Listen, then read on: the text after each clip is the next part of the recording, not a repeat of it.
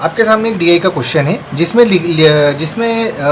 दिया गया है नीचे दी गई तालिका 3 अलग अलग महीनों जनवरी, फरवरी और मार्च में दुकानदार पी, ठीक है, इसमें एक दुकानदार पी है जिसके द्वारा बेची गई 3 अलग अलग वस्तुएं जैसे लैपटॉप, मोबाइल और कैमरे की कुल संख्या को दर्शाया गया है। ठीक है, अब हम तालिका को ध्यानपूर्वक पढ़ी और प्रश्नों के आंसर दीजिए। ठीक है, अब इसमें महीने देके रखे हैं, जो कॉलम में है महीने और रो में जो है वो उनके जो भी वस्तुएं रहती है उसकी, जैसे जो भी आइटम्स है, लैपटॉप, मोबाइल हो गया और कैमरा हो गया, उनकी उसने कितनी वस्तुएं या कितने आइटम्स जो है वो उसने उस महीने में बेचे हैं उसकी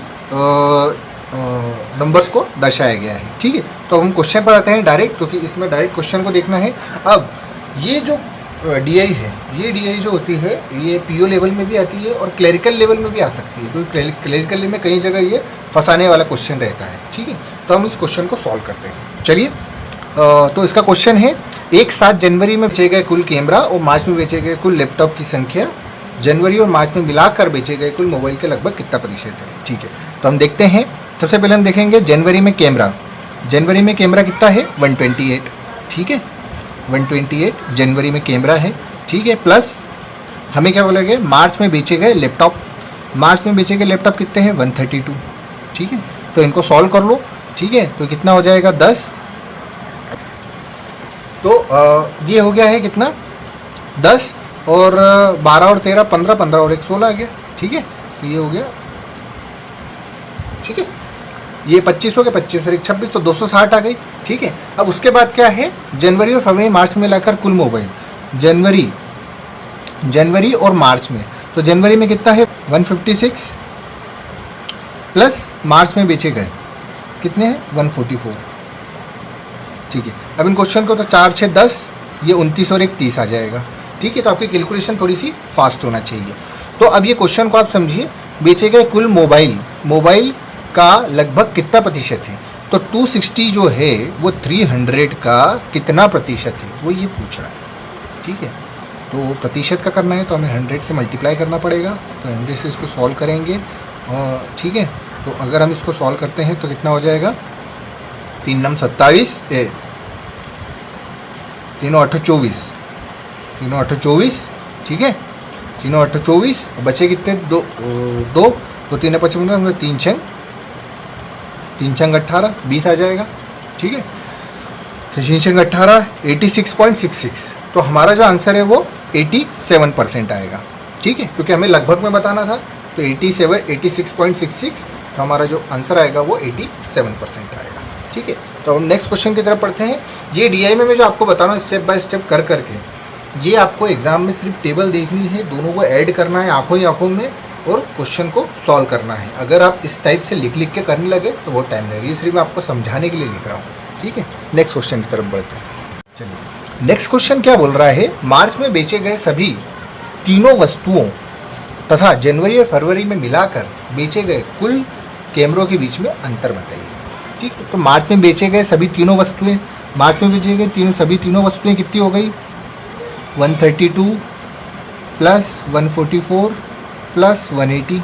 ठीक है, इन तीनों का सम 4 और ये 6, 8 12, 12 और 3 15, 3 और 1 4, 456 आ गया। ठीक है, तथा जनवरी फरवरी में मिलाकर बेचे गए कुल कैमरे, कुल कैमरे कितने हैं, 128 प्लस 124, तो 8 और 4 12, 12 24 और 1 25। ठीक है, तो ये आ जाएगा 256। अब इन दोनों के बीच का डिफरेंस कितना है, 6 में से 2 गए 4, 5 में से 5 गए 0 और ये 204। ठीक है, तो जो आपका आंसर जो है वो 204 आएगा। दोनों के बीच का अंतर पूछा है, ये रहा दोनों के बीच का अंतर, तो जो हमारा आंसर आएगा वो ई आ जाएगा, 204। ठीक है, नेक्स्ट क्वेश्चन की तरफ हम बढ़ते हैं। चलिए, नेक्स्ट क्वेश्चन है, फरवरी माह में बेचे गए लैपटॉप और कैमरों की कुल संख्या का योग बताइए। ठीक है, फरवरी माह में बेचे गए, ठीक है, कुल लैपटॉप और कैमरों की कुल संख्या, तो फरवरी में लैपटॉप और कैमरे की कुल संख्या 100 और कैमरे की संख्या कितनी होगी, 124, तो 100 प्लस 124, तो आपका जो आंसर आ जाएगा 224 आ जाएगा। ठीक है, आपका जो आंसर है वो 224 आ जाएगा। ये हो गया आपका आंसर, एक सिंगल लाइन आंसर है। ठीक है, तो अब हम नेक्स्ट क्वेश्चन पे आते हैं। चलिए, अब हम आते हैं अर्थमेटिक की तरफ। अब हम अर्थमेटिक के क्वेश्चन लेंगे। तो इसमें क्या है, कई बच्चे जो होते हैं वो अर्थमेटिक को छोड़ देते हैं। तो सही है, जब पेपर आप स्टार्ट करते हैं तो आपको सिंप्लीफिकेशन, सीरीज़, डीआई इनसे स्टार्ट करना है और आखिरी में अर्थमेटिक को समय देना है। ठीक है, तो आपको अर्थमेटिक के क्वेश्चन आने चाहिए। ये पीओ लेवल के भी क्वेश्चन है, उसमें कुछ क्लर्क लेवल के क्वेश्चन है। तो हम देखते हैं। सबसे पहले हम पार्टनरशिप के क्वेश्चन के ऊपर आते हैं। सबसे पहले एक क्वेश्चन है वो आपके सामने मैं पढ़ता हूँ। ए, बी और सी ने क्रमशः 4800 रुपये, 2000 रुपये और 2800 रुपये के निवेश के साथ साझेदारी में एक व्यवसाय शुरू किया। ठीक है, ठीक है। पहले आप क्वेश्चन को पूरे ध्यान से पढ़ेंगे। एक वर्ष के अंत में बी का लाभ जो है वो 3500 रुपये है। तो ए और सी के लाभ के हिस्से के बीच का अंतर बताइए। ठीक है, तो हमें रेशो निकालना है। अब इनने एक वर्ष के लिए करा है तो रेशो में कभी भी 12-12 महीने लिखने की ज़रूरत नहीं है। तो हमें सीधे इन तीनों का रेशो लिखेंगे। ठीक है, सीधे तीनों का रेशो लिखेंगे। 4800 रेशो 2000 रेशो 2800।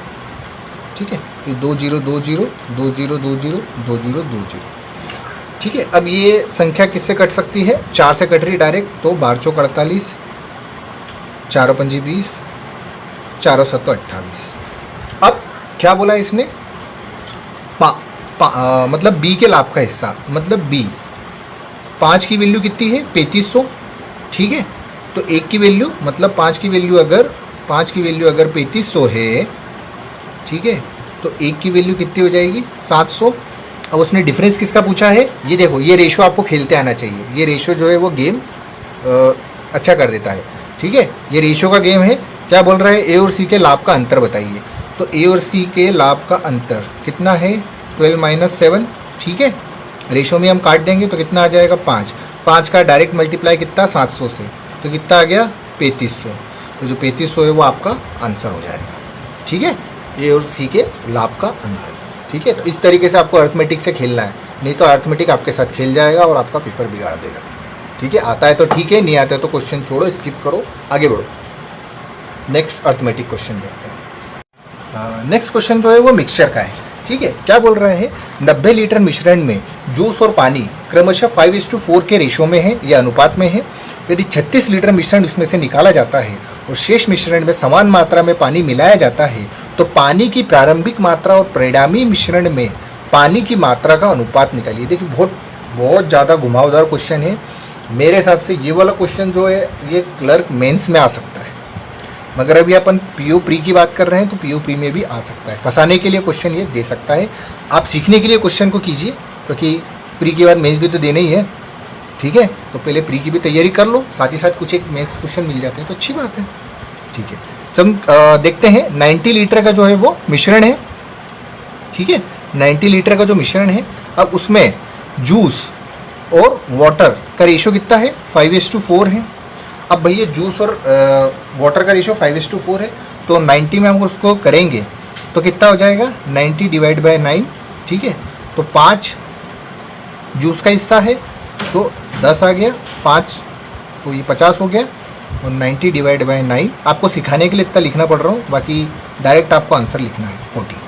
ठीक है, तो इसमें जूस कितना है? 50 लीटर है और वाटर कितना है? 40 लीटर है।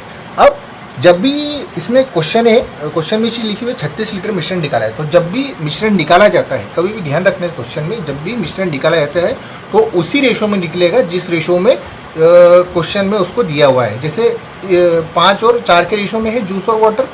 ठीक है, तो उसी रेशो में 36 लीटर पानी भी निकलेगा। जैसे 36 लीटर निकलेगा तो कितना हो जाएगा? 9 चौक 36। ठीक है, और 5 किसका है? तो 5 चौक 20। 20 किस में से निकलेगा? जूस में से। ठीक है, 20 जूस में से निकलेगा तो जूस कितना बचेगा? 30 लीटर। ठीक है, और ये 4 का मल्टीप्लाई 4 से होगा, तो ये क्योंकि यहाँ 4 है तो ये 16 किस में से निकलेगा? वाटर में से। तो 10 में से 6 गए 4 और 3 में से 1 गया 2। अब वाटर कितना बचा? 30:24 का हमारे पास आ गया है, 30 और 24। अब क्या बोल रहा है वो कि समान मात्रा में जो जूस निकाला है, मतलब 36 लीटर मिश्रण निकाला है, समान मात्रा में पानी उसमें डाल दिया जाता है। मतलब उसने क्या करा है? 36 लीटर पानी वापस डाल दिया है। 36 लीटर पानी डाला है, मिश्रण निकाल के 36 लीटर पानी डाला है। तो जो अब हमारे पास नया जो आ जाएगा रेशो वो कितना हो जाएगा? ये 10 और ये 60। ठीक है, अब हमारे पास जो नई चीज़ आ गई है वो क्या हो गया, परिणामी मिश्रण जो हो गया 30 और 60 का हो गया। ठीक है, अभी भी ये 90 लीटर ही है, मगर अब इसमें 30 लीटर जूस हो गया और 60 लीटर वाटर हो गया। अब आखिरी में क्वेश्चन को हमें पढ़ना है, क्या बोल रहा है, तो पानी की प्रारंभिक मात्रा कितनी है, 40। ठीक है, पानी की प्रारंभिक मात्रा कितनी है, 40 के साथ निकालना है परिणामी मिश्रण में पानी की मात्रा 60। तो इन दोनों का जो रेशो निकलेगा वो कितना आ जाएगा, 2:3। क्वेश्चन को बिल्कुल ध्यान से पढ़ना है तभी ये क्वेश्चन हो पाएगा। तो 2:3 हमारा आंसर होगा, सी हमारा आंसर होगा। ठीक है, ये क्वेश्चन को बहुत इजी वे में कराया मैंने रेशो में। ठीक है, आपको भी ये रेशो का सीखना पड़ेगा, और अगर आपको करना है तो मैं इसके लिए क्लास लूँगा अलग से रेशो के लिए। ठीक है, इससे आपको ये सारी चीज़ें क्लियर हो जाएगी। तो अभी हम नेक्स्ट क्वेश्चन की तरफ पढ़ते हैं। चलो, अब नेक्स्ट क्वेश्चन है प्रॉफिट एंड लॉस का। एक साथ 8 पेन और 12 बोतलों का क्रय मूल्य जो है वो 440 है। ठीक है, तो 8 पेन प्लस 12 बोतलों का जो क्रय मूल्य है वो 440, ये क्या है, सीपी है। ठीक है, अब वो पूछ क्या रहा है, ज्ञात कीजिए कि 20% का लाभ, मतलब 20% का प्रॉफिट कमाने के लिए 10 पेन और 15 पेंसिल को किस कीमत पर बेची जानी चाहिए, है ना। मतलब हमें क्या करना है यहाँ पर, सेलिंग प्राइस निकालना है, हमें यहाँ निकालना है सेलिंग प्राइस। ठीक है, हमें यहाँ सेलिंग प्राइस निकालनी है। ठीक है, तो ये जो हो गई कॉस्ट प्राइस हो गया। अब आप एक पेन और एक बोतल का कॉस्ट प्राइस निकालेंगे, तो हमें क्या करना पड़ेगा, मिनिमम से मिनिमम किस पे जा सकते हैं, 8 से करेंगे तो पॉइंट में आ जाएगा, तो हम 1 नहीं निकाल सकते हैं। तो हम क्या करते हैं, इसको 4 से डिवाइड करते हैं। अगर हम इसको 4 से डिवाइड करेंगे पूरी इक्वेशन को, तो क्या हो जाएगा, ये 2p + 3b = 110 है ना। ठीक है, तो ये हो गया हमारे पास 2p + 3b, ये हमारे पास आ गई अब इसकी कॉस्ट प्राइस। ठीक है, अब हमें सबसे पहले अगर निकालना है 10 पेन और 5 बोतलों का, तब हम क्या करेंगे, इस पूरी इक्वेशन में 5 से मल्टीप्लाई कर देंगे, तो हमें 10 पेन और 15 बोतलों का कॉस्ट प्राइस पता चल जाएगा। तो ये क्या हो गया, 10 पेन 15 बोतल, 5 से मल्टीप्लाई कर देंगे इक्वेशन में पूरी। ठीक है, तो ये कितना हो जाएगा, 550। तो अब हमारे पास क्या आ गई भाई साहब, 10 पेन और 15 बोतलों का कॉस्ट प्राइस आ गया है। अब ये सिंपल हो गया, सामने वाले ने दे दिया है प्रॉफिट, तो हम सेलिंग प्राइस निकाल सकते हैं। प्रॉफिट कितना है, 20% प्रॉफिट कमाना है। 20% का मतलब क्या होता है, 1/5। अब जो आपको पता होगा, जो नीचे वाली वैल्यू होती है वो क्या होती है, सीपी। तो जो 5 है वो क्या है, सीपी। अब इसमें 5 में 1 को ऐड कर देंगे तो क्या हो जाएगा, 6, जो कि आ जाएगी आपकी सेलिंग प्राइस। 1 का जो हो गया वो प्रॉफिट हो गया। ठीक है, तो अब 550 आपके पास क्या है, सीपी, और इसमें 6 का मल्टीप्लाई कर देंगे तो वो एसपी निकल जाएगा, 110। ये कितना हो गया, 660। और डी जो है वो आपका आंसर होगा, क्योंकि उन्होंने टोटल की सेलिंग प्राइस पूछी है। तो हमारे पास 660 की सेलिंग प्राइस आ गई। ठीक है, नेक्स्ट क्वेश्चन करते हैं। नेक्स्ट क्वेश्चन है हमारे पास, एक वृत्त की त्रिज्या जो है, एक वृत्त का जो रेडियस है वो 7 सेंटीमीटर है, और x + 5 सेंटीमीटर भुजा वाले एक वर्ग का परिमाप वृत्त की परिधि का, मतलब वृत्त का जो सर्कमफेरेंस है ना, वृत्त का जो सर्कमफेरेंस है, सर्कल की जो सर्कमफेरेंस का 9/11 है। दूसरे वर्ग का क्षेत्रफल ज्ञात कीजिए जिसकी भुजा x सेंटीमीटर है। ठीक है, तो जो मेंसुरेशन के क्वेश्चन आ गए अभी। ठीक है, अब इन क्वेश्चन को भी सॉल्व करना थोड़ा सा ट्रिकी क्वेश्चन है, देखते हैं, करते हैं इसको। हमारे पास r कितना है, 7 सेंटीमीटर है। r जो है हमारे पास 7 सेंटीमीटर है, तो हमारे r की वैल्यू 7 है। अब सर्कल की सर्कमफेरेंस कितनी होती है, 2πr। 2πr की वैल्यू कितनी दे के रखी है इसने, 2πr की वैल्यू हमारे पास आ जाएगी। ठीक है, सर्कमफेरेंस की वैल्यू हमारे पास आ जाएगी, वही हमें निकालना है। तो r की वैल्यू कितनी है, 7, तो 2 × 22/7 पाई की वैल्यू होती है, और यहाँ 7 हो गया, 7 से 7 कैंसिल, ये कितना आ गया, 44। तो सर्कल की जो सर्कमफेरेंस है ना, सर्कमफेरेंस जो है वो सर्कल की सर्कमफेरेंस वो कितनी है, 44। अब क्या बोल रहा है ये, x + 5 सेंटीमीटर भुजा वाले एक वर्ग का परिमाप ज्ञात कीजिए, जो कि जो परिमाप जो है, जो वर्ग का जो पेरीमीटर है, जो स्क्वायर का जो पेरीमीटर है, वो सर्कल की सर्कमफेरेंस का 9/11 है। तो सर्कल की सर्कमफेरेंस कितनी हो गई, 44, ये कितना हो गया, 9/11, ये हो गया 36। तो स्क्वायर का जो पेरीमीटर है वो कितना आ गया 36। अब स्क्वायर का पेरीमीटर कितना होता है 4a, तो ये कितना हो गया 36। a की वैल्यू कितनी हो गई 9। ये क्या हो गया a की वैल्यू। अब ये जो a है वो किसके बराबर है x + 5 के बराबर है, ठीक है, x + 5 के बराबर है। तो हमारे पास जो है वो x + 5 की वैल्यू है, a जो है वो हमारे पास x + 5 की वैल्यू है, क्योंकि ये जो हम जिसका हमें पेरीमीटर दिया गया है उसकी भुजा जो है वो x + 5 है, यहाँ क्वेश्चन में मेंशन है x + 5 है, ठीक है। तो हमारे पास जो x की वैल्यू आ जाएगी वो कितनी आ जाएगी 4। अब हमारे पास एक दूसरा वर्ग है जिसका क्षेत्रफल हमें ज्ञात करना है और उसकी भुजा जो है वो x है। तो हमारे पास अब x की वैल्यू आ गई है, तो x का हम स्क्वायर कर देंगे, मतलब 4 का स्क्वायर कर देंगे तो कितना आ जाएगा 16। तो जो 16 है वो आपका आंसर होगा, बी वाला जो है आपका आंसर होगा। क्वेश्चन को समझने की ज़रूरत है, नहीं तो क्या होगा आप x की वैल्यू 9 लिख देंगे और 9 का स्क्वायर कर देंगे तो 81 आ जाएगा। 81 आपकी आंसर लिस्ट में रहेगी नहीं, और एग्जाम में ऐसा होता है कि वो ऐसा नियरेस्ट क्वेश्चन वो ऑप्शन भी रखेंगे जिससे आप उस ऑप्शन को टिक करके आ जाएंगे और आपका सवाल जो है वो गलत हो जाएगा, ठीक है। अब हमारे पास एक क्वेश्चन है, एक बाइक 8 घंटे तक 42 किलोमीटर प्रति घंटे की चाल से चलती है और 2 घंटे तक 32 किलोमीटर की चाल से चलती है, औसत चाल निकालना है, ठीक है। तो हमारे पास स्पीड कितनी देके रखी है ये 42। सबसे पहले हमें टोटल डिस्टेंस निकालना पड़ेगी, तो ये 8 घंटे तक चल रही है, तो हमारे पास डिस्टेंस कितनी आ जाएगी 42 × 8। अब इसको सॉल्व नहीं करना है, इतना ही छोड़ देना है। नेक्स्ट आपके पास कितना है 32, डिस्टेंस निकालना है टोटल, 2 घंटे चली है, ठीक है।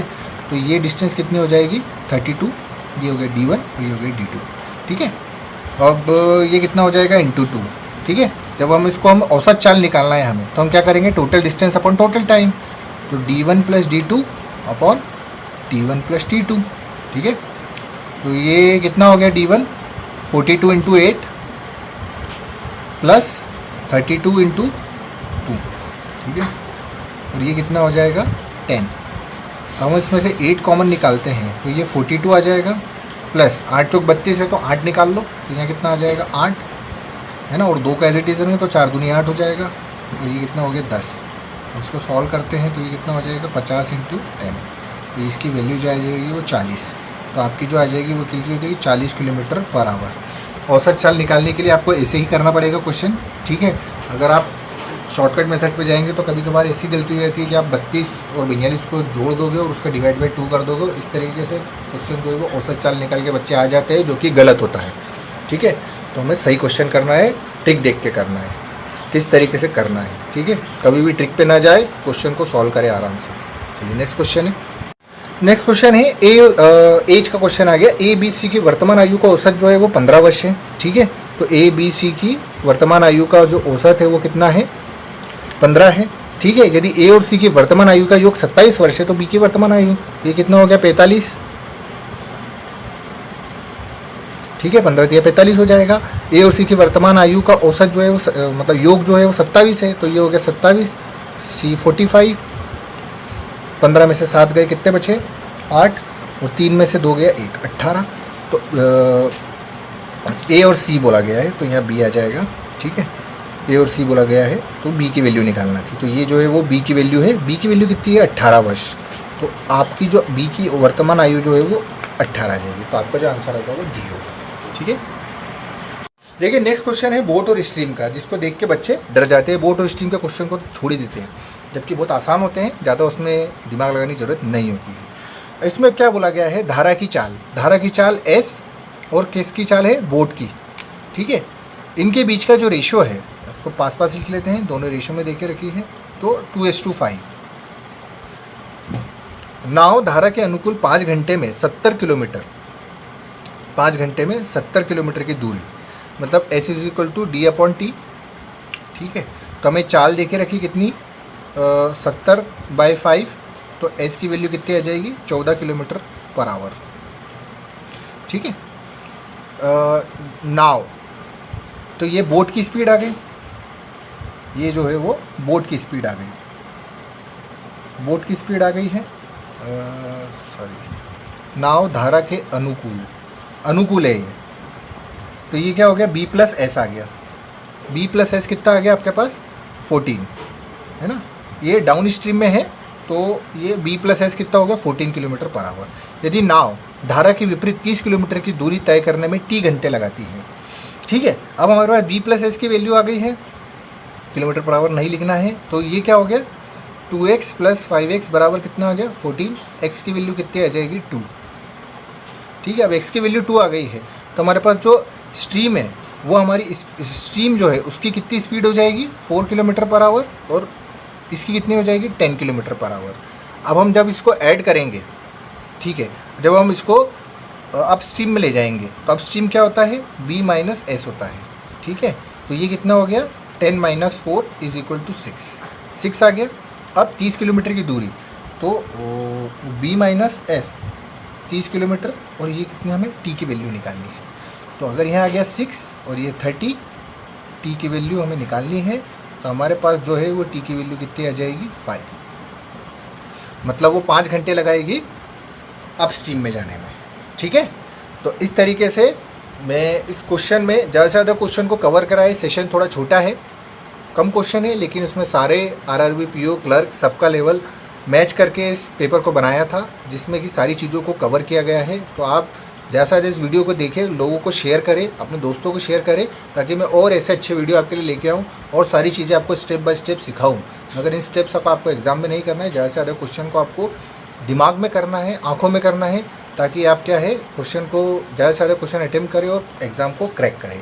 इसीलिए इस चैनल का नाम भी क्रैकिंग स्टडी है। तो आपको एग्ज़ाम क्रैक कराने के लिए ये चैनल बनाया गया है, और आप ज़्यादा से ज़्यादा अगर इस दोस्तों को शेयर करेंगे, वीडियो को लाइक करेंगे, शेयर करेंगे और चैनल को सब्सक्राइब करें, ताकि मैं और अच्छे वीडियो आपके लिए ला सकूँ।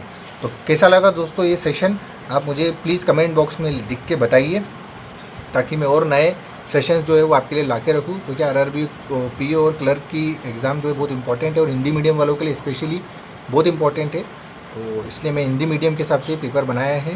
जो भी इंग्लिश मीडियम वाले हैं वो मैंने उसको इंग्लिश में बताया है। ठीक है, इंग्लिश में भी समझाने की कोशिश करी है। आप उस वीडियो को पूरा देखें और वीडियो का ज़्यादा से ज़्यादा फ़ायदा उठाएं एग्ज़ाम पॉइंट ऑफ व्यू से। तो थैंक यू। सेशन को लाइक करें, शेयर करें और चैनल को सब्सक्राइब करें। Thank you.